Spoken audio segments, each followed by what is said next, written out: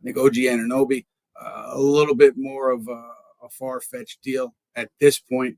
But I want to hear from you guys. Obviously, Jake, what are your thoughts on who the Knicks could be targeting? What are you hearing out there?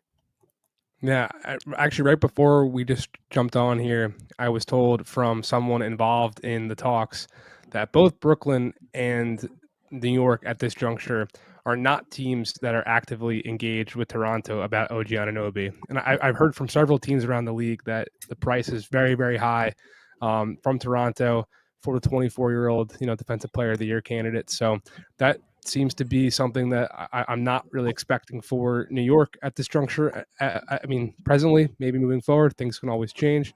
In regards to Cam Reddish, I mean, I was at the Garden on Saturday for that Clippers game around the pregame court, and honestly, Cam just looked sad. Like he really looked like someone who is just hoping and praying for a new home.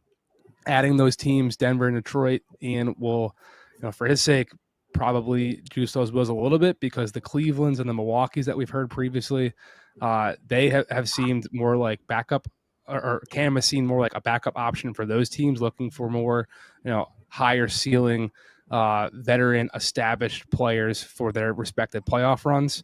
And in terms of goals of what they're adding, I mean, the only names I've really truly heard New York connected to have been more wing type players, and obviously they've got Julius Randle as an epicenter of their offense, as Jonathan knows more than anybody, and they've had a kind of a center platoon with Mitchell Robinson and Isaiah Hartenstein and Jericho Sims. So I'll be curious to see if they do end up bringing anybody back who's not more of a perimeter wing oriented player.